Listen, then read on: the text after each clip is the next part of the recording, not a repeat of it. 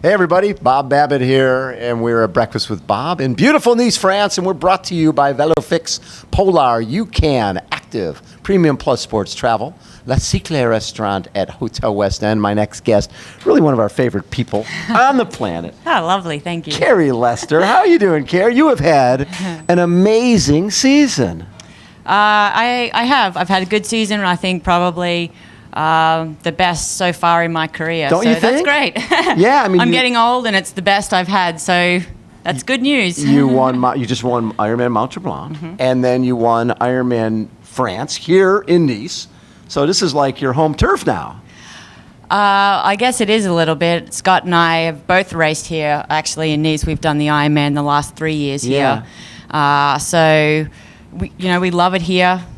The 70.3 World Championships here was, another reason to come back and race over a shorter course, which is nice. Right. So we absolutely love it here in Nice. It's always warm, and we just, we love the whole scene of having the ocean and the mountains and just such a beautiful city. Well, and you like races with climbing. I do. Alpe d'Huez, you got second to Alpe d'Huez to Daniela Ryf.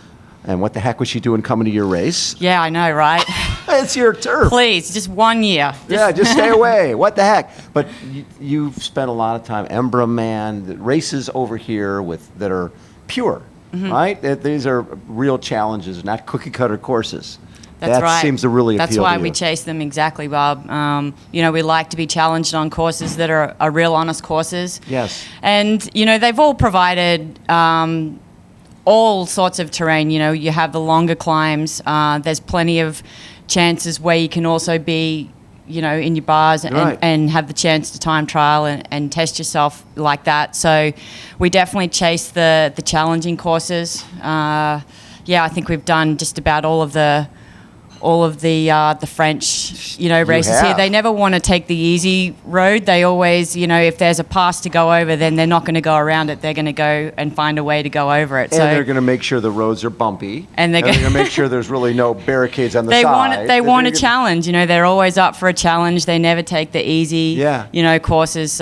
We love it.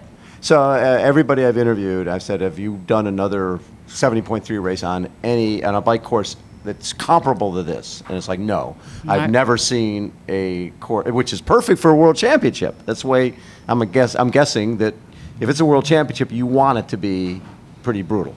Yeah, you do.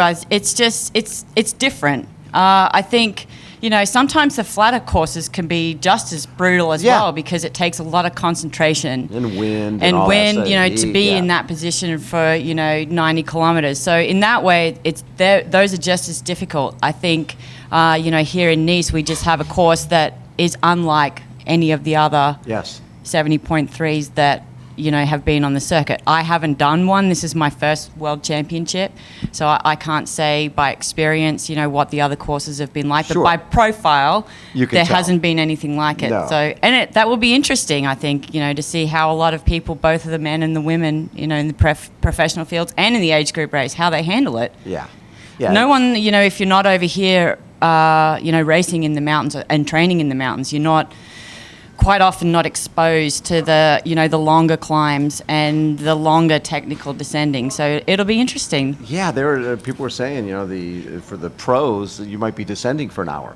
Maybe not an hour, but it's it's a long descent, and there's a lot of technical kind of tighter turns. You go through some very small French towns, bumpy roads. That it's all thrown at you. And you're racing a world championship, so you're not just cruising down there, So, and do you go right from here to you go back home for a little bit before Kona? Scott and I are actually going to race Ventoux next weekend. Oh my God! We're just going to kick ourselves in the teeth with that one. Okay, tell me about Ventoux. I mean, I know Alpe d'Huez, how brutal that is. What's Ventoux? Alpe d'Huez is actually worse. Ventoux is pretty. It's not so bad. You have about 60 kilometers rolling before you actually climb Mont Ventoux. to get to the run course. Do we get there? Is a run up at the top of Mont Ventoux? No, it's not. It's at about 1,400 meters. Yeah. So it's a little town. Pardon my French pronunciation. Yeah. I think it's Mont Serien. So you ride up to the top of Mont Ventoux, and then you descend, I think, about 5 kilometers. Yes. And then you run. So it's not too bad. The climb it's decent. It's probably about an hour 15 to an hour and a half of climbing, and the run is it's through it's a little ski town there, and it's a lot of it's on trail actually. Yes. Oh, that's even better. It's 3 laps of a trail run, almost. And then you'll And then we fly back to California. And for a little bit before Kona. For about 3 weeks, we'll have there in Yes. California. We'll have about a week to regroup after Ventoux, and then we have a final sharpen up before heading over to the Big Island. Yeah. And when you look at, like you said, this is your best year. What's been the difference? Why has this year been so good? I think Being healthy? definitely being healthy. I don't often have injuries, which Yeah. is a great thing. But I've had years of consistent training now with Scott coaching me. Yeah. And we've been doing pretty much the same sessions, for years. Right. Challenging myself on the bike a lot more. I ride with the boys most of the year, whether it's in California or in Switzerland. I'm training with boys. So they're always pushing me on the bike, which is great. Which is great. And then we've also been swimming with Jerry Rodriguez, Tower 26. So that's kind of helped both Scott and I with the swimming. So we've just had, I guess, both of us have been more stable in our training, and we've just been repeating the same thing for years now.